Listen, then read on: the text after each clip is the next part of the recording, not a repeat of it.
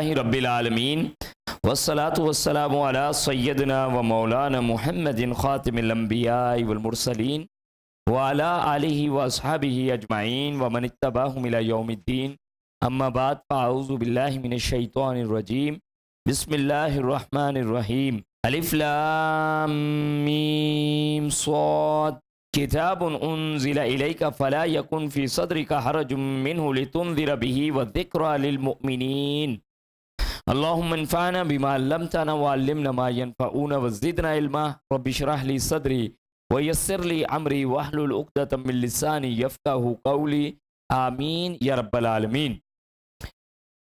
حروف مقطعات سے آغاز ہے سورہ رعد اور سورہ الاعراف، یہ 4 حروف مقطعات سے شروع ہونے والی 2 صورتیں ہیں۔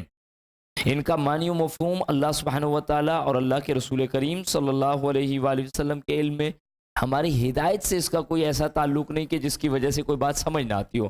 البتہ اہل عرب کے لیے بعض کہتے ہیں کہ چیلنج ہے کہ یہ بنیادی حروف سے مل کے بنی ہیں یہی باتیں، تمہارے علم ہے تو تم اس کی کوئی توجیہ بیان کرو، واللہ عالم بمرادہ۔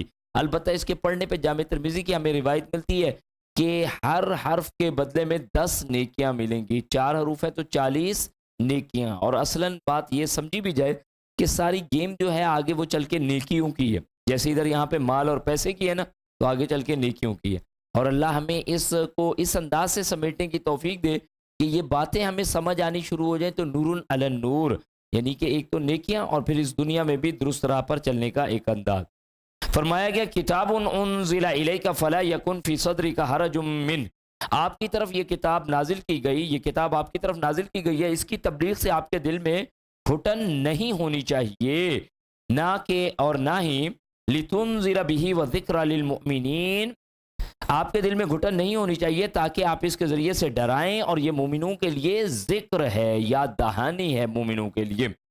اتبعوا ما انزل الیکم من ربکم، لوگوں جو کچھ تمہاری رب کی طرف سے تمہاری طرف نازل کیا گیا ہے اس کی اتباع کرو، ولا تتبعوا من دونہ اولیاء، اور اس کے علاوہ دوسرے سرپرستوں کی اتباع مت کرو، قلیلا ما تذکرون، تھوڑے ہی تم میں سے نصیحت کو قبول کرتے ہیں۔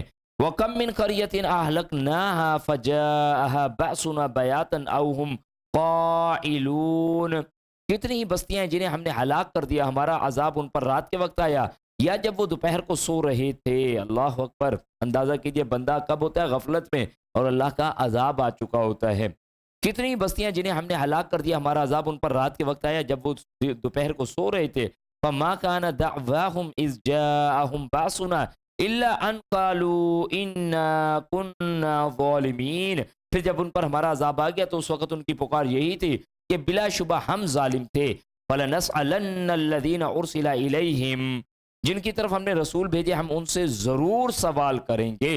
وَلَنَسْأَلَنَّ الْمُرْسَلِينَ، اور رسولوں سے بھی ضرور پوچھیں گے۔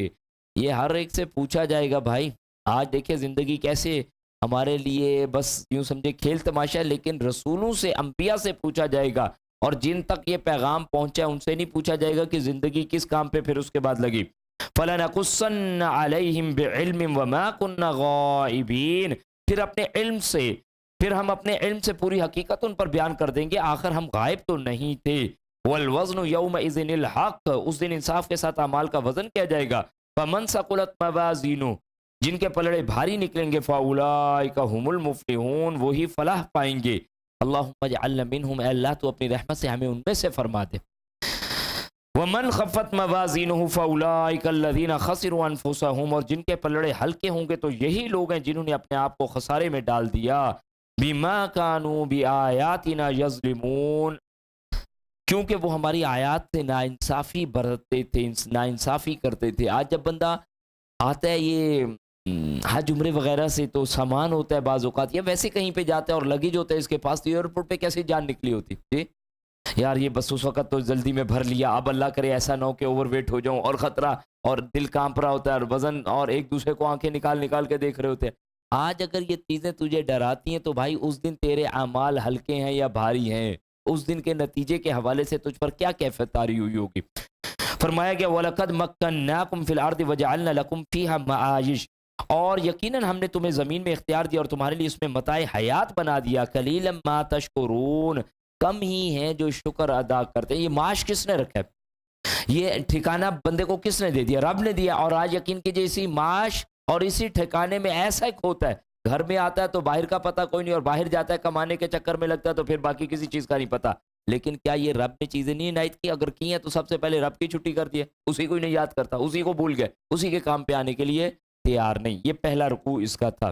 ہم انشاءاللہ تعالیٰ تعارف اس کا لیں گے سورہ مبارکہ کا، کہ اس میں جو مضامین آئے ہیں تفصیل کے ساتھ انشاءاللہ تعالیٰ اس کو دیکھیں گے. پہلے یہ صرف یہ تھا کہ ذرا ساتھی کچھ اور زیادہ جمع ہو جائے تو انشاءاللہ تعالیٰ ان کے سامنے بھرپور طور پر یہ تعارف آ سکے. جزاک اللہ. ایک رکوع ہم نے اس کا پڑھ لیا، اور ابتدائی تعارف جو بالکل اسٹارٹنگ میں رکھنا تھا وہ اب رکھ. یہ جناب سورہ مکی سورہ مبارکہ. اس سے پہلے ہم نے کون سی پڑھی ہے؟ سورہ الانعام، اور وہ بھی مکی سورہ مبارکہ ہے. یہ بھی مکی سورہ مبارکہ ہے، اور یہ طویل ترین مکی سورہ مبارکہ ہے. حجم کے اعتبار سے 1.25 پارے پر مشتمل ہے. 24 رکوع ہیں اس کے. یہ سورہ مبارکہ حجم کے اعتبار سے طویل ترین مکی سورہ ہے. اور اس سورہ مبارکہ مدنی سورہ کون سی طویل ترین ہے؟ سورہ بقرہ. ماشاءاللہ. ٹھیک ہے جی. اس سورہ مبارکہ میں جنت اور جہنم کے درمیان ایک مقام الاعراف اس کا ذکر آ رہا ہے، اور اسی سے آگے منسوب کیا گیا اس سورہ مبارکہ کو. سورہ رات اور سورہ الاعراف میں 4 حروف مقطعات استعمال ہوئے. یہ بات ابھی ہمارے سامنے آئی تھی.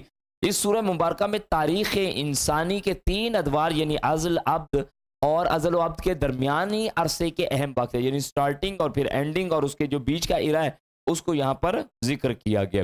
سورہ الاعراف آخری صورت ہے جو رسول اکرم صلی اللہ علیہ وسلم کے قیام مکہ کے چوتھے اور آخری دور. قیام مکہ کا دور 13 سالہ دور ہے. ٹھیک ہے جی. اس کو ڈیوائیڈ کیا ہوا ہے، اور اس کا جو چوتھا دور ہے 1190 سے 1390 تک، اور یہ فزیکل وربل پرسیکیوشن اور سارے فساد اور مشکلات گزار کے اب بس صرف ہجرت کے لیے تیاری کی جا رہی ہے، وہ مراحل داخل ہو چکے ہیں. تو 11 سے 1390 میں ہجرت سے عین پہلے غالباً 1390 میں سورہ الانعام اور سورہ حج کی ابتدائی آیات کے بعد نازل ہوئیں. ٹھیک ہے. یہ وہ زمانہ تھا جب رسول اکرم صلی اللہ علیہ وسلم کے قتل کے منصوبے ہو رہے تھے. آپ یہ دیکھیں وہ ساری چیزیں اب پیچھے رہ گئیں کہ اس کو مارو، اس کو بگاؤ، اس یہ پیشکش کر دو، کوئی گیو اینڈ ٹیک والا معاملہ ہو جائے کچھ اور. اب جو معاملہ آ گیا ڈائریکٹ اس بات پہ آ کے کھڑے ہو کہ آپ صلی اللہ علیہ وسلم کو قتل کریں. یہ تو معاملہ کسی طرح سنبھلتا نہیں ہے ہم سے. قریش مکہ کو قوموں کی ہلاکت کی تاریخ اور اس کے اسباب بتا کر تنبیہ کی گئی ہے کہ اس کا انجام بھی ہلاکت ہو سکتا ہے. اگر تم نے یہ حرکت کی تو اس کے بعد تمہارا بھی یہاں پر رہنا ممکن نہیں. سورت کے آخر میں رسول اکرم صلی اللہ علیہ وسلم اور اہل ایمان کو صبر و استقامت کی ہدایت دی گئی ہے. بڑی اہم بات ہے بھائی. آج بھی حالات دنیا میں تنگ ہوں گے، ایمان بندے کو نظر نہیں آئے گا، اور اس دین اور اس ایمان اور اس اسلام کے لیے جب کھڑے ہونا ہے تو صبر کے ساتھ اور نماز کے ساتھ مدد لے کے کھڑے ہونا ہے. اللہ کے رسول کریم صلی اللہ علیہ وسلم کی حیات طیبہ سے ہمارے سامنے یہ چیز نظر آ رہی ہے. مرکزی مضمون جو اس سورہ مبارکہ کا ہے وہ ہے قانون ہلاکت اقوام اور قانون استبدال قوم، یعنی قوموں کو بدل دینے کا یا قوموں کو ہلاک کر دینے کا جو قانون ہے اس کو یہاں پر سمجھ کر 6 رسولوں کی تاریخ و دعوت، 6 رسولوں کے بارے میں پڑھیں گے. 3 ابراہیم علیہ السلام سے پہلے اور 3 ابراہیم علیہ السلام کے بعد. ان کے اور 6 اقوام کی ہلاکت سے عبرت حاصل کرنی چاہیے. اس کو یہ مرکزی مضمون رکھا گیا. وہ 6 قومیں تھیں، انہوں نے اپنے رسولوں کی بات نہیں مانی، ہلاک کر دیے گئے. اور مسلمانوں رشتہ داری تمہارے ساتھ بھی نہیں ہے. کئی دفعہ میں یہ عرض کرتا ہوں، تم کہو جی ہمارے امت محمدیہ ہیں اور نیک لوگ ہیں فلانا ہے. بھائی کام نہیں کرو گے تو کیسی نیکی؟ اگر اپنے مشن کو نہیں پہچانو گے تو کیسی امت اور وہ فضیلت کیسی؟ کیا بنو اسرائیل کو معزول نہیں کیا گیا؟ تم خیرہ امہ، اگر تم بہترین امت ہو کے کام نہیں کرو گے تو پھر یہ ہلاکت کا معاملہ تمہارے لیے بھی آ سکتا ہے. توحید کا اس بات ہے، شرک کا ابطال ہے، یعنی توحید کو اختیار کرے بندے، شرک سے بچے. اس بات کو بیان کرتے ہوئے کہا جا رہا ہے آخری محمد کریم صلی اللہ علیہ وسلم پر ایمان لانا چاہیے. یہ بات کس سے کہی جا رہی ہے کہ محمد کریم صلی اللہ علیہ وسلم پر ایمان لانا چاہیے؟ جی مشرکین سے. اگر مشرکین سے کہا جا رہا ہے تو کیا خیال ہے جو ماننے والے وہ ایمان نہیں لائے؟ عجیب سی بات ہے، عجیب سی بات ہے. یہ مطالبہ ہم سے کس قدر اشد ہوتا ہوگا کہ بھئی تم ایمان لاؤ، تم تو ماننے والے ہو. اسی طرح مضامین کا تجزیہ دیکھیے گا. آیت نمبر 1 سے 10 جو ہے سورہ مبارکہ کے مضامین کا اشاریہ انڈیکس ہے جو ابھی ہم نے ایک کیا ہے. اس میں انشاءاللہ ساری باتیں. آیت نمبر 11 سے 35 جو ہے ازل کا بیان ہے. آیت نمبر 36 سے 58 ہے عبد کا بیان. آیت نمبر 59 سے 141 جو ہے 6 اقوام کی داستان کا بیان آئے گا. آیت نمبر 142 سے 171 تاریخ بنی اسرائیل کے اہم واقعات، جس میں وہ واقعہ بھی آئے گا، واقعہ سب ہے نا جو پیچھے پڑھتے آ رہے ہیں کافی، اس کی تفصیل بھی ادھر آ جائے گا. آیت نمبر 172 سے 179 ازل عبد اور درمیانی عرصے کا بیان. آیت نمبر 180 سے 206 جو ہے وہ درس سے عبرت و نصیحت، اس کو یہاں پر بیان کیا گیا ہے کہ اب حاصل حصول کیا ہے، تم اللہ کے دین کی طرف کب لوٹو گے. اور اس سارے پڑھنے کا معاملہ ہمارے اپنے ساتھ بھی یہ ہونا چاہیے بھائی کہ اللہ کے دین کی طرف لوٹیں. یہ قرآن مجید کا پڑھنا، یہ ہمارا نماز، روزہ، قرآن ہمیں اللہ کے قریب کر جائے, ہمیں اپنی خواہشات اور ترجیحات میں تمیز کرنی آ جائے. آئیے جناب اس کا پھر آگے مطالعہ شروع کرتے ہیں. بسم اللہ الرحمن الرحیم. وَلَقَدْ خَلَقْنَاكُمْ ثُمَّ صَوَّرْنَاكُمْ ثُمَّ قُلْنَا لِلْمَلَائِكَةِ اسْجُدُوا لِآدَمَ فَسَجَدُوا إِلَّا إِبْلِيسَ. ہم نے تمہیں پیدا کیا, پھر تمہاری صورت بنائی, پھر ہم نے فرشتوں سے کہا کہ آدم کو سجدہ کرو, تو ابلیس کے سوا سب نے سجدہ کیا. الا ابلیس لم یکن من الساجدین, وہ سجدہ کرنے والے میں شامل نہ تھا. یہ آدم علیہ السلام اور ابلیس کا قصہ کتنی دفعہ ہے قرآن مجید میں؟ اچھا 7 دفعہ ہے. انشاءاللہ یاد رکھیں گے. ہم نے یہ پہلے کہاں پہ پڑھے؟ سورہ بقرہ میں. ماشاءاللہ, ٹھیک ہے. سورہ بقرہ کے 4 رکوع میں خلافت آدم کی جہاں پہ بات آئی ہے, وہاں پر یہ واقعہ بھی پھر آیت نمبر جو ہے 28 کے پاس یہ واقعہ بھی شروع ہو گیا. تو وہاں پہ ہم نے یہ بات سمجھی تھی کہ 7 مقامات پر یہ ہمارے پاس واقعہ نقل ہو رہا ہے, اور سورہ الاعراف یہ اس میں سے ایک مقام ہے. فرمایا گیا کہ آدم علیہ السلام کو سجدہ کرو, تو ابلیس کے سوا سب نے سجدہ کیا, اور وہ سجدہ کرنے والوں میں شامل نہ تھا. قال ما منعک الا تسجد اذ امرتک. اللہ سبحانہ و تعالیٰ نے پوچھا میں نے تجھے سجدہ کرنے کا حکم دیا تھا, پھر کس نے تجھے روکا؟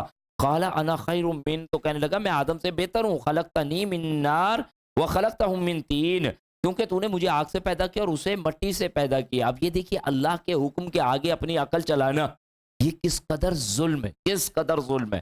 جی یہ ٹخنوں سے کپڑا ہٹانے میں بھی کیا لاجک ہے, یہ کیا بات ہوئی, اس میں کچھ نہیں رکھا. اور اچھا وہ تو تکبر, بھائی اللہ کا حکم آیا ہے, اللہ کے رسول کریم صلی اللہ علیہ وسلم ہمیں بتاتے ہیں ہمیں یہ اختیار کرنا ہے, ہمیں نہیں پتا کہ اس سے بھی بعض اوقات تو بکواس چیزیں بھی مارکیٹ میں پڑی ہوتی ہیں. بھئی یہ ٹخنے سے کپڑا ہٹائیں گے تو وٹامن ڈی بنتا ہے, اور پھر اس سے یہ ہوتا ہے, کوئی بکواس ہے ساری. اگر جراب پہن لو گے تو پھر کیا ہو جائے گا, اور جس کے ٹخنے ہی نہیں ہے وہ کیا کرے, پاؤں کسی کا کٹا ہوا ہے, پھر یہ تو ساری بیکار کی بات ہے. ہمیں تو اللہ سبحانہ و تعالیٰ کی ذات پہ ایمان لانا ہے اور کام کو کرنا ہے, عقل نہیں اپنے. یہاں پہ سب سے پہلا مظہر جو بیان کیا جا رہا ہے وہ کیا ہے؟ شیطانیت کا. ایک تو تکبر اور عقل کو کل ماننا کہ میرا خیال یہ ہے کہ میں افضل ہوں آدم سے. یہ کیسا آپ نے حکم دیا کہ میں آدم کے سامنے جھکوں, بلکہ الٹا کام یہ ہونا چاہیے تھا کہ آدم میرے سامنے جھکے. یہ جو معاملہ ہے اسے راندہ درگاہ کروا دیا ہے. بہترین عبادت کیا اس نے, آئیڈیل سٹیٹ پہ کیا کہ جنوں میں سے نکل کے آ کے فرشتوں میں کھڑا ہو گیا, لیکن اپنے ایک حکم نہ ماننے کی وجہ سے راندہ درگاہ بھی کیسا کیا گیا. تو فرمایا گیا کہ میں آدم سے بہتر ہوں کیونکہ تو نے مجھے آگ سے پیدا کیا ہے اور اسے مٹی سے. قال فاہبط منها فما يكون لك ان تتكبر فيها. اللہ سبحانہ و تعالیٰ نے فرمایا نیچے اتر, یہاں سے تیرا حق نہ تھا کہ تو یہاں تکبر کرتا. ایک حدیث میں فرمایا گیا من کان فی قلبہ مثقال ذرۃ من کبر لا يدخل الجنہ. وہ شخص جنت میں داخل نہیں ہو سکتا جس کے دل میں رائی کے دانے کے برابر تکبر ہے. مسلم کی روایت ہے 265. اللہ ہمیں اس تکبر سے محفوظ فرمائے, یہ انسان کو ذلت اور رسوائی کے ساتھ جا ملاتا ہے. فرمایا گیا کہ اللہ تعالیٰ نے فرمایا نیچے اتر, تیرا حق نہ تھا کہ تو یہاں تکبر کرتا. فخرج انک من الصاغرین, لہذا تو نکل جا ذلیل لوگوں میں سے ہے. قال انظرنی الی یوم یبعثون. ابلیس کہنے لگا اچھا پھر مجھے یوم حشر تک مہلت دے. اب دیکھیے کیا ہوا, بجائے اس کے کہ معافی کرتا, کہ معافی مانگ لیتا, اللہ مجھ سے غلطی ہو گئی مجھے پتہ نہیں چلا.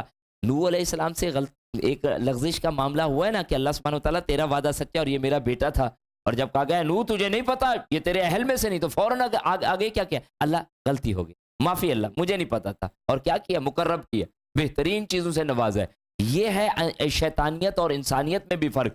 شیطان نے گناہ کیا اور اس پر اڑ گیا, اصرار کرتا ہے, اور انسانیت سے آدم علیہ السلام سے جب گناہ ہوا تو فوراً کیا معافی مانگی. ہم کیا چیز سیکھیں اس سے؟ اول گناہ سے بچنا چاہیے, لیکن اگر گناہ ہو جاتا ہے تو اس پر اصرار نہیں کرنا, فوراً اپنے رب کے حضور جھک جانا ہے. یہ بدبخت کہتا ہے اچھا پھر مجھے یوم حشر تک مہلت دے, یعنی مقابلے پہ آ گئے, استکبار. الی یوم یبعثون قال انک من المنذرین. فرمایا کہ تجھے یہ مہلت دی جاتی ہے. قال فبما اغویتنی لاقعدن لهم صراطک المستقیم. تو کہنے لگا تو نے مجھے گمراہی میں مبتلا کیا. یہ بھی ایک اور بڑی اہم باتیں آئیں. جب یہ انداز کے انسان کو ٹریپ ہو, دھوکہ کھائے اور گڑبڑے کرے, اور اس کا نفس اسے بہکا کے لے جائے اور کہتا ہے تو نے مجھے کیونکہ بہکایا. خیر کو اپنے رب کی طرف منسوب کیا جاتا ہے, شر کو نہیں, شر کو اپنی جان کی طرف منسوب کیا جاتا ہے. تو یہ کیا کہنے لگا کہ رب تو نے مجھے گمراہ کیا, اس لیے اب میں ضرور بیٹھوں گا تیری سیدھی راہ پر ان کو ٹریپ کرنے کے لیے. لاقعدن لهم صراطک المستقیم. اسی سے ہم نے بات سمجھی تھی نا, شیطان کس کو بہکاتا ہے؟ انسان کو تو بہکاتا ہے. کون سے انسان کو بہکاتا ہے؟ وہ جو فلمیں دیکھتا ہے, وہ جو راتوں کو جاگتا ہے, جو نمازیں چھوڑتا ہے, کس کو بہکاتا ہے؟ جو نیک اعمال کرنا چاہتا ہے, جو نماز پڑھتا ہے نا, اس کے لیے نماز دو بار کر دے گا پڑھنا ہے. یقین کیجئے خیالات یہ وہ فلاں, وضو تو کیا ہی کوئی نہیں, کس منہ سے نماز پڑھا ہے, نماز کون سی تیری ہوگی. آخر بندہ تنگ آ کے ساری چیزیں سمیٹ کے چل پڑتا. ابھی میں آ رہا ہوں بیمونٹ پلازا سے, پی آئی ڈی سے, وہاں سے بھی ایک بھائی ملے, یہی بیچارے شکوہ کر رہے تھے, جی نماز میں پتہ نہیں کیا ہوتا ہے, ایسے ایسے خیالات آتے ہیں, بیڑا غرق ہو جاتا ہے فلانا. میں نے کہا بھائی کس کو کرے گا, وہ جو نماز چھوڑ کے بیٹھا اسے نہیں تنگ کرے گا, اسے کیا تنگ کرے گا, اسے تو پوچھتا ہے مجھے بھی کوئی ٹپ دے دو یار, اتنی ساری تم لوگوں کو فارورڈ کرو, ایک ہمیں بھی دو. یہ تو اسے کھائے گا کہ جو دین کی طرف آنا چاہتا ہے. اس کے خنزب نامی, ہم نے پتا ہے نا اللہ کے رسول کریم صلی اللہ علیہ وسلم نے نام لیا ہے, خنزب نامی شیطان ہے جو تمہاری نمازوں میں آ کر یہ خلل ڈالتا ہے. تو اللہ کرے کہ ہمیں اس سے بس وہ ملکہ ہو, اپنے رب سے دعا مانگی جائے, اور اس سے جدوجہد ہو, لڑائی ہو, اپنے آپ کو بار بار چین کے لانا اس شیطان سے. تو فرمائے گا قال انذرنی الی یوم یبعثون قال انک من المنذرین قال فبما اغویتنی لاقعدن لهم صراطک المستقیم ثم لآتینہم من بین ایدیہم ومن خلفہم وعن ایمانہم شمائلہم. پھر انسانوں کو آگے سے, پیچھے سے, دائیں سے, بائیں سے, غرض ہر طرف سے گھیر لوں گا. ولا تجد اکثرہم شاکرین, اور تو ان میں سے اکثر کو شکر گزار نہیں پائے گا. شیطان کے عزائم کو بتایا جا رہا ہے. بڑی اہم بات ہے. دیکھیں اللہ پر ایمان رکھنا ہے, کوئی شک نہیں, اس میں کوئی شک. اللہ کے رسول کریم صلی اللہ علیہ وسلم کی محبت میں مر مٹنا ہے اور اتباع کرنی ہے اور سنت کو فالو کرنا ہے, کوئی شک نہیں. تیسرا جو بڑا اہم کام ہے وہ پتہ کیا ہے, شیطان کو اپنا دشمن مانے یہاں کے مارے جاتے ہیں. اور یہ شیطان بدبخت نہ رب کا ہونے دیتا ہے نہ رسول کا ہونے دیتا ہے. فَاتَّخِذُوهُ عَدُوًّا, اس کو اپنا دشمن مانو. یہاں پر ڈکلیئر کیا جا رہا ہے کہ یہ شیطان تمہیں کس طرح سے ٹریپ کرے گا. اور یہ دیکھیں کتنی عمدہ کتاب ہے جو مجھے اور آپ کو میرے اور آپ کے دشمن کے بارے میں بتاتا ہے کہ وہ کیا عزائم رکھتا ہے. انڈیا ہم پر حملہ کرنا چاہتا ہے, کہاں سے آنا چاہتا ہے, کون سے میزائل چلائے گا, کون سی وار کھیلے گا, کیا ہوگا معاملہ. اگر یہ پلان ہمارے پاس پہلے آ جائے تو کیا انداز رہے گا جنگ کا. اللہ کی رحمت ہے, کتنا فضل ہے کہ شیطان نے ہمیں کس طرح سے شکار کرنا, اس کے عزائم کو بے نقاب کر دیا گیا. اور حد ہے, اس کے باوجود بھی اس کے ساتھ دوستی, اس کے ساتھ پینگے, اس کے ساتھ بیٹھنا, اس کے ساتھ چائے پینا. جی روزانہ فجر میں مار کھاتے ہیں. ذرا رمضان نہیں, اسے رمضان کو پیچھے چھوڑ کے دیکھیے گا تو آپ یقین کیجئے روزانہ کھیل رہا ہوتا ہے کہ بس یار ابھی تو ٹائم پڑا ہے, کیا ہوگا. اور پتہ ہے کیا کرتا ہے ہمارے ساتھ, پھر بھی یہی ہو جاتا ہے, پھر بھی یہی ہو جاتا ہے. ہمیں پتہ ہے ان لوگوں کو جن کا جمعے چھڑواتا ہے, ہر دفعہ یہ کہہ رہا ہوتا ہے کہ یار بس اگلے جمعے سے, اور اگلا جمعہ نہیں آتا. نماز کل سے شروع کریں, کل سے نماز نہیں آئے گی. شیطان انسان کو کبھی خیر کے کام کی طرف نہیں آنے جائے گا. عبداللہ بن عباس رضی اللہ عنہ نے اس کی بڑی پیاری وضاحت فرماتے ہیں. یہاں پر فرمایا آگے سے مراد آخرت کے بارے میں شک کرنا, آگے سے مراد آخرت کے بارے میں. آخرت پتہ نہیں ہے کہ نہیں ہے یار, یہی دنیا, اس کو بھائی اچھا کرو. آج جو بندہ یہاں پہ اچھا, جس کی واہ واہ ہوگی, بس اس کی جنت یہی ہے. آخرت کے بارے میں شک ڈالنا, پیچھے سے مراد دنیا پر فریفتہ کرنا, دائیں سے مراد یہ ہے کہ دین کے بارے میں شکوک پیدا کرنا, اور بائیں سے مراد یہ ہے کہ گناہوں کو مرغوب بنا کر دکھانا. آج یہ دھمال اور قوالیاں اور آج میوزیکل نعتیں اور اس طرح بہت سارے, یا جو ابھی رمضان کا سوشل میڈیا پہ انداز چل رہا ہے, کیا ہے گناہوں کو کیا بنا کے دکھایا ہوا, مرغوب بنا کے دکھایا, بہترین بنا کے دکھایا. لوگ اپنی فیملیز لے کے پہنچے ہوتے ہیں. انا للہ و انا, جہاں پہ کتاب اللہ سنت رسول ہو اور دین کا صحیح فہم ہو, وہاں پہ بندے نظر نہ آئے.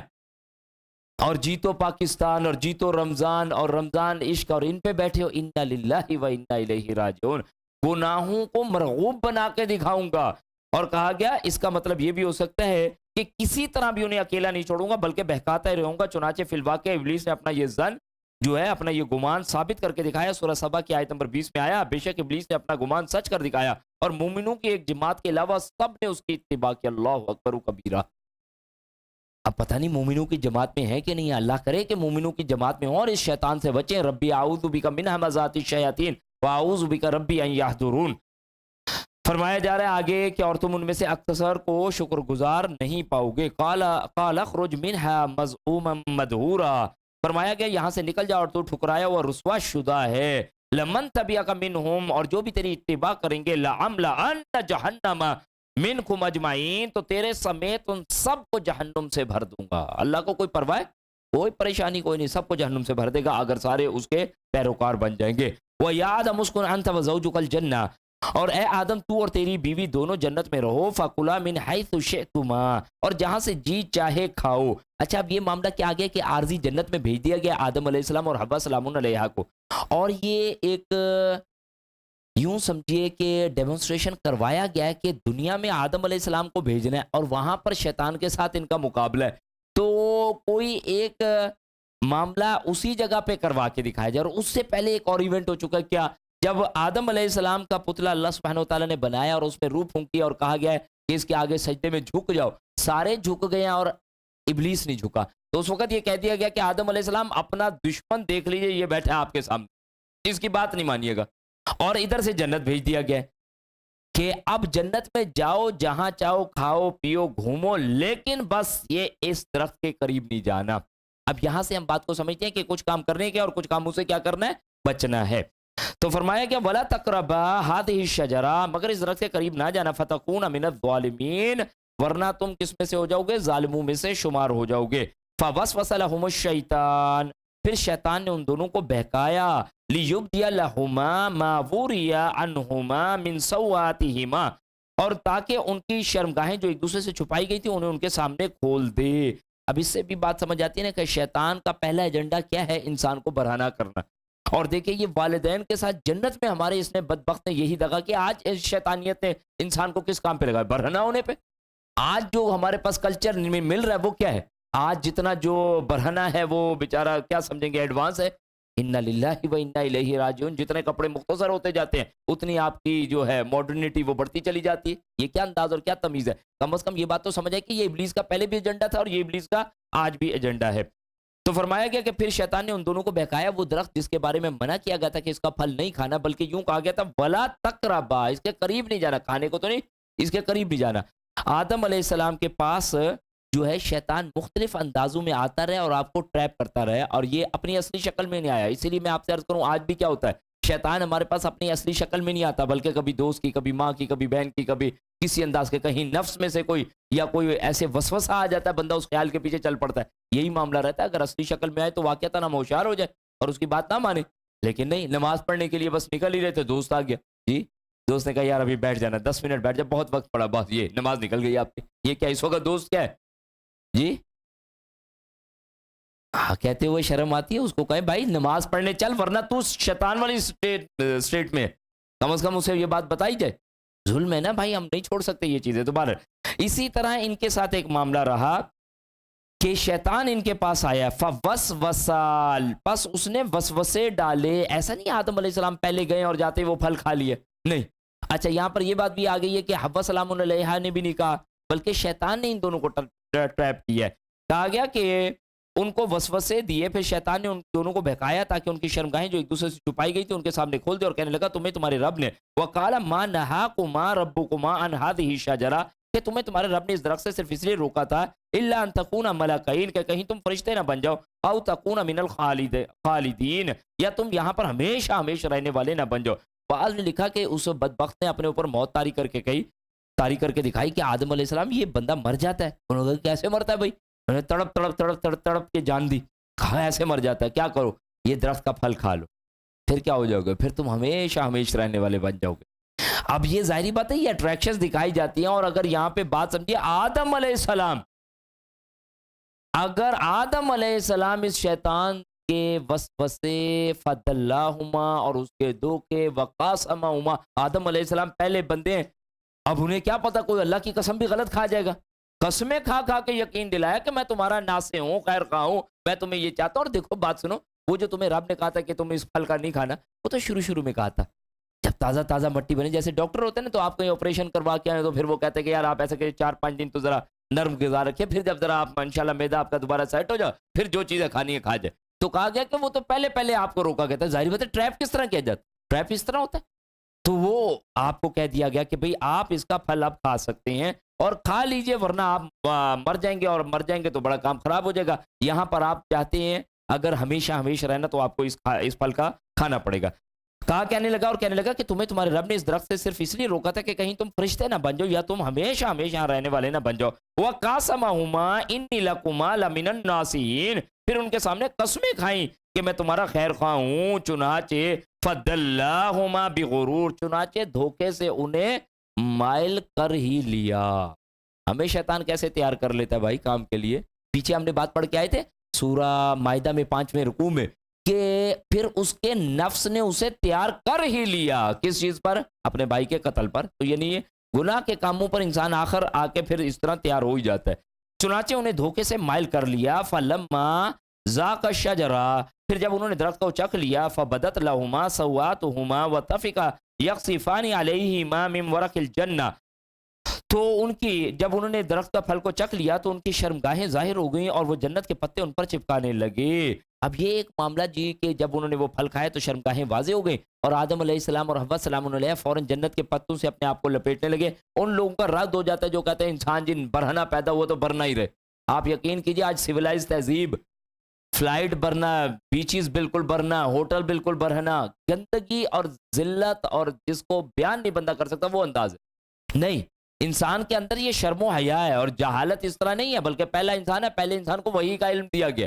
جہالت کس اعتبار سے ہے؟ یعنی جہالت اس کو کہہ دیں گے کہ اس وقت مشینری نہیں تھی تو جہالت تھی، یہ نہیں ہے، عقائد کے حوالے سے بات آ جاتی ہے۔ فرمایا گیا کہ ان کی شرمگاہیں ظاہر ہو گئی اور وہ جنت کے پتے ان پر چپکانے لگے، یعنی انسان کے اندر چپکانے لگے جنت کے پتے، تو شرم و حیا اندر موجود ہے، بے حیائی اندر موجود نہیں ہے جس کو آج رکھا جا رہا ہوتا ہے۔ فرمایا کہ وَنَادَهُمَا رَبُّهُمَا، اور ان دونوں نے اپنے رب کو پکارا، نہیں وَنَادَهُمَا، اور پکارا رَبُّهُمَا، ان کے رب نے، یعنی فائل یہاں پر رب ہے، رب نے ان دونوں کو پکارا، أَلَمْ أَنْهَكُمَا أَنْ تِلْكُمُ الشَّجَرَةَ، کہ میں نے تجھے کہا نہیں تھا، میں نے تمہیں اس درخت سے روکا نہیں تھا، وَأَقُلْ لَكُمَا إِنَّ الشَّيْطَانَ لَكُمَا عَدُوٌّ مُبِينٌ، اور تمہیں یہ نہیں کہا تھا کہ شیطان تمہارا کھلا دشمن ہے۔ اچھا دیکھیں یہ بڑا عجیب سا انداز ہے، جب شیطان ٹریپ کر رہا ہے، مختلف انداز سے آ رہا ہے، اس وقت آدم علیہ السلام کو بتایا نہیں جا سکتا آدم علیہ السلام خیال سے یہ شیطان ہے، نہیں بتایا گیا۔ دیکھیے یہ کیا انداز ہے، یعنی ایگزامینیشن ہال میں آپ کی مرضی ہے کہ آپ صحیح سوال لکھ کے کاٹ دیں، یا آخر میں کوئی 10 منٹ رہتے ہیں اور آپ کو پتہ لگ جائے یار یہ تو میں نے غلط سوال کر دیا، ہو آپ جلدی سے اسے کاٹیں اور جلدی سے صحیح لکھنا شروع کر دیں۔ ایگزامینر آپ کے اوپر کھڑے ہو کے پڑھ کے بھی یہ نہیں کہتا کہ یہ کیا کر رہے ہو، وہاں پہ چوائس ہے تیرے پاس۔ اس وقت وہ ایگزامینیشن ہال میں ہے کہ بھئی آپ کو اس امتحان سے نکلوانا ہے، آپ خود فیصلہ کریں گے یہ شیطان ہے، دیکھ لیجئے یہ شیطان ہے۔ اس وقت یہ نہیں کہا دیا گیا انٹری دے کے کہ جی شیطان کو دیکھے۔ تو عرض کرنے کا مقصد ہے کہ بتایا گیا یہ شیطان تمہارا کھلا دشمن ہے، اس شیطان کی چالاکیوں سے بچو۔ بہرحال آدم علیہ السلام سے خطا کا معاملہ ہوا ہے، اور اللہ سبحانہ و تعالی نے سورہ بقرہ میں ہم یہ پڑھ کے آئے تھے کہ آدم علیہ السلام پر القاء کیے الفاظ، جیسے بندہ خود بعض اوقات مارجن نہیں دیتا، کوئی غلطی کوتاہی ہو جاتی ہے تو مائیں پھر کیا کہتی ہے، اچھا چلو ٹھیک ہے معاف کرتی ہیں تمہیں، پہلے منہ کی دیوار کی طرف منہ کر کے کھڑے ہو، ہاتھ اوپر کرو، اتنی بیٹھ کے لگاؤ، اب تمہیں پھر ناک سے لکیریں نکالو۔ جی یہ چھوٹے بچے ہوں گے ہماری پتہ نہیں اب نکلواتے نہیں، پہلے تو امی نکلواتی ہوتی، تو اب وہ بچے ہی الٹا نکلواتے ہیں لکیریں ناک سے بھی، یہ بھی ایک مسئلہ ہے۔ تو عرض کرنے کا مقصد یہ ہے کہ وہاں پہ ایک سزا خود سجسٹ کی جاتی ہے، اللہ سبحانہ و تعالیٰ نے خود الفاظ القاء کیے آدم علیہ السلام پر۔ کیا الفاظ؟ ان الفاظ سے آپ ہم سے معافی مانگے۔ تو میں اس لیے آپ سے عرض کیا تھا اس مقام پر سورہ بقرہ میں وہ جو الفاظ آتے ہیں نا کہ اللہ سبحانہ و تعالیٰ محمد صلی اللہ علیہ وآلہ وسلم کے واسطے وسیلے سے مجھے معاف کر دے، بھی تمہیں کیسے پتا چلا؟ کہا جی وہ آپ کا عرش پہ نام لکھا ہوا دیکھا تھا ساتھ، انا للہ و انا الیہ راجعون، موضوع روایت، موضوع فورجٹ جعلی، لیکن اس کو قرآن مجید کے الفاظ موجود ہیں، ربنا ظلمنا انفسنا، اے ہمارے رب ہم دونوں نے اپنی جانوں پر ظلم کیا، وَإِن لَّمْ تَغْفِرْ لَنَا وَتَرْحَمْنَا لَنَكُونَنَّ مِنَ الْخَاسِرِينَ، اور اگر تو نے ہم پر بخشش نہ فرمائی اور ہم پر رحم نہ فرمایا تو ہم یقیناً خسارہ پانے والوں میں سے ہو جائیں گے۔ ان الفاظ سے جب دعا کی گئی ہے تو اللہ سبحانہ وتعالیٰ نے اپنی رحمت سے انہیں معاف فرمایا، لیکن بہرحال اس جنت سے جو ہے وہ نکال دیے گئے ہیں۔ فرمایا گیا قَالَ اهْبِطُوا بَعْضُكُمْ لِبَعْضٍ عَدُوٌّ، اللہ نے فرمایا تم سب نکل جاؤ، تم ایک دوسرے کے دشمن ہو، وَلَكُمْ فِي الْأَرْضِ مُسْتَقَرٌّ وَمَتَاعٌ إِلَىٰ حِينٍ، اب تمہارے لیے زمینی جائے قرار ہے اور ایک مدت تک متاع حیات ہے۔ قَالَ فِيهَا تَحْيَوْنَ وَفِيهَا تَمُوتُونَ وَمِنْهَا تُخْرَجُونَ، نیز فرمایا اس میں تم زندگی بسر کرو، اسی میں مرو گے اور اسی سے دوبارہ نکالے جاؤ گے۔ یہ واقعہ الحمدللہ یہاں تک مکمل ہوتا ہے۔ دو تین چیزوں کی وضاحت ابھی بھی اس میں رہتی ہے۔ اس میں ایک بات یہ ہے کہ آدم علیہ السلام سے یہ جو معاملہ ہے یہ کروایا گیا، ٹھیک ہے۔ ابو ہریرہ رضی اللہ عنہ فرماتے ہیں کہ آپ صلی اللہ علیہ وسلم فرمایا ایک دفعہ آدم علیہ السلام اور موسیٰ علیہ السلام میں ملاقات ہوئی تو موسیٰ علیہ السلام نے آدم علیہ السلام سے گلہ کرتے ہوئے کہا تم ہی وہ جنہوں نے سب کو مصیبت میں پھنسوا دیا۔ اب یہ ملاقات کیسی ہوئی ہے، کیا انداز ہے، واللہ عالم بالصواب، بخاری کی روایت ہے۔ فرماتے ہیں کہ تم ہی وہ ہو جنہوں نے سب لوگوں کو مصیبت میں ڈالا اور جنت سے نکلوایا. موسیٰ علیہ السلام، آدم علیہ السلام، کیا ملاقات، کیا انداز، کتنی پیاری شخصیات ہیں. اور انداز بھی کیسا مل رہا ہے، ایسے جیسے کوئی ہم دیکھتے ہیں آپس میں ہوتا ہے کوئی. آدم علیہ السلام نے جواب دیا تم موسیٰ علیہ السلام ہو جسے اللہ نے اپنی رسالت کے لیے چنا اور خاص کر اپنی ذات کے لیے برگزیدہ کیا اور تورات تم پر نازل کی. کہا جی ہاں میں وہی موسیٰ علیہ السلام ہوں. تو موسیٰ علیہ السلام نے فرمایا ہاں. تب آدم علیہ السلام نے فرمایا کیا تم نے تورات میں یہ نہیں پڑھا تھا کہ اللہ تعالیٰ نے ہر امر میری تقدیر میں میری پیدائش سے پہلے لکھ دیا ہے؟ تو اللہ کے رسول کریم صلی اللہ علیہ وسلم، موسیٰ علیہ السلام کہتے ہیں ہاں یہ بات تو تورات میں موجود ہے. تو اللہ کے رسول کریم صلی اللہ علیہ وسلم فرماتے ہیں اس طرح آدم علیہ السلام موسیٰ علیہ السلام پر دلیل کے اعتبار سے غالب آ گئے. موسیٰ علیہ السلام پر دلیل کے اعتبار سے غالب آ گئے. ایک بہت ساری باتیں پتہ چلتی ہیں، اگر غالب آنا ہے کسی پر تو دلیل اور حق سے آیا جائے. اچھا دوسری بات یہ ہے کہ خطا والا معاملہ ایک کروایا گیا ہے، اور انبیاء کی خطائیں اور لغزشیں جو ہوتی ہیں وہ کوئی نفسانیت اور انانیت کے لیے نہیں ہوتی، وہ من جانب خیر کے اعتبار سے ہوتی ہیں. صحیح، ان میں کوئی نفسانیت نہیں ہوتی جیسے ہمارے اندر ہوتی ہے، یہ چیز نہیں ہوتی، وہ تو معصومان الخطا ہوتے ہیں. تو بہرحال یہ چیزیں ان کے اندر کروائی گئی. اچھا اس سے بھی ایک اور بہت عمدہ بات ہے، دیکھیں جیسے ہمارے پاس جب کوئی آرمی، ایئر فورس یا نیوی وغیرہ میں جاتے ہیں، خاص طور پہ نیوی میں آپ دوز وغیرہ میں جنہوں نے بھیجنا ہوتا ہے ان کے اوپر ایک پریشر ہوتا ہے، سی پریشر. تو انہیں پہلے ایک آرٹیفیشل پریشر میں رکھ کے چیک کر لیا جاتا ہے کہ جن کے ناک کان منہ سے خون نکلنا وہ ادھر ہی نکلا ہے، بلا وجہ اسے پہلے ٹریننگ دی جائے اور پھر اس کے بعد گزارا جائے. آدم علیہ السلام کو جو دنیا میں مشکلات اور پریشانی، اور شیطان بہت بڑا دشمن ہے، اس کے ساتھ جو ٹاکرا کرانا ہے اس کا ایک چھوٹا سا ڈیمونسٹریشن اس عارضی جنت میں کرا دیا گیا تاکہ نیچے جا کے یہ بات بالکل نتھر کر واضح آ جائے کہ یہ تمہارا دشمن ہے اور کھلا دشمن ہے. اور میں آپ سے عرض کروں ہمیں پتہ ہوتا ہے ہمارا دشمن ہے، اس کے باوجود ٹریپ ہو جاتے ہیں، ہتھکڑیاں لگوا کے پھر پڑے ہوتے ہیں. تو یہ سارا معاملہ اس لیے بھی کروایا گیا. اب قصہ آدم و ابلیس دیکھیں، ہم اس جگہ پہ آ کے بڑی ہی ڈیٹیل سے یہ بات کو کوشش کر رہے ہیں سمجھنے کی. ہم نے سورہ بقرہ میں اس بات کو بالکل تیزی سے گزر آئے تھے. یہاں پر کچھ اور چیزیں بھی سمجھنے کی ہیں، وہ آج چارٹ کی صورت میں نہیں ہے، ورنہ وہ انشاءاللہ مجھے مل گئی تو میں چارٹ کی صورت میں بھی آپ کو کسی اور مقام پہ دکھانے کی کوشش کروں گا. شیطانیت اور ورسز آدمیت. ہمارے ایک ڈاکٹر صاحب ہیں، اللہ تعالیٰ انہیں بہت ہی جزائے خیر دے، ڈاکٹر الیاس صاحب انہیں بہت اچھے عمدہ انداز سے بنا کے رکھ رہے ہوتے ہیں. میں نے انہی سے لیے، اللہ تعالیٰ ان کی جان مال رزق ایمان میں برکت دے. اور بہت سارے لوگ نیک جو اللہ کی رحمت سے خیر کے کاموں کو پھیلاتے پھر رہے ہوتے ہیں، ان سے جو بھی چیز بہرحال ہوتی ہے اللہ تعالیٰ اپنی بارگاہ میں قبول فرمائے. شیطانیت اور آدمیت، اس کے درمیان یہ کمپیریزن ہے. شیطانیت سے غلطی ہوئی ہے، شیطان نے بھی غلطی کی ہے نا، لیکن اس نے عمدن جانتے بوجھتے ہوئے نہیں جھکوں گا میں. اور آدم علیہ السلام سے غلطی ہوئی ہے، لیکن کیا ہوا ہے؟ بھول کے صورت میں ہوئی ہے. فوسوسا اور پھر فدلہما وقاسموا، قسموں کی بھینٹ چڑھ گئی ہیں ان کے دھوکے کی وجہ سے، ان کے وسوسوں کی وجہ سے، لیکن ان کی یہ عمدن نہیں ہے. دوسری طرف آئیے، شیطانیت میں کیا پڑا تھا؟ تکبر، اور اس کے ساتھ ساتھ ایک اور چیز کیا تھی؟ جلدی سے حسد مجھے ملنی چاہیے تھی، تکبر اور حسد. اور اسی طرح آدمیت میں کیا پڑا ہے؟ دھوکا اور وسوسہ، دھوکا دیا گیا، وسوسہ ڈالا گیا. شیطانیت نے غلطی نہیں مانی شیطان نے، اور آدم علیہ السلام نے کیا کیا؟ ربنا ظلمنا انفسنا. نوح علیہ السلام، کوئی بھی پیارے انبیاء اور رسول ہے تو کیا جہاں پہ کوئی ایسا معاملہ ہو، یونس علیہ السلام فوراً اپنی غلطی کو مان لیا ہے. تو ہم کیا کریں؟ ہم بھی اپنی غلطی کو مان لیا کریں. چوتھی بات یہ آ رہی ہے کہ الزام اللہ تعالیٰ پر دیا شیطان پر، تو نے اللہ فبما اغویتنی، تو نے مجھے بہکا دیا، لاقعدن لہم صراطک المستقیم. یہ انداز فرعونیت والا تو پھر ددکارا ہی جائے گا، راندہ درگار ہی ہوگا. اور آدم علیہ السلام کیا کہتے ہیں؟ ربنا ظلمنا انفسنا، اللہ میں نے ظلم کیا، اللہ مجھے پتہ ہے مجھ سے کوتاہی ہوئی ہے. یہ یعنی الزام اپنے اوپر لیا ہے. پانچویں بات ہے کہ وہ مقابلے اور استغفار کے لیے آیا، اور یہاں پہ ندامت اور استغفار ہے، توبہ اور استغفار ہے. اور چھٹی بات جو آتی ہے کہ دھتکارا گیا شیطان، اور آدم علیہ السلام کو اللہ تعالیٰ نے نبوت اور بخشش اور مغفرت کا وعدہ فرما دیا. اب بندہ خود چن لے شیطانیت کی طرف جانا ہے یا آدمیت یا انسانیت کی طرف آنا ہے. اللہ تعالیٰ مجھے اور آپ کو آدم علیہ السلام کو فالو کرنے کی توفیق.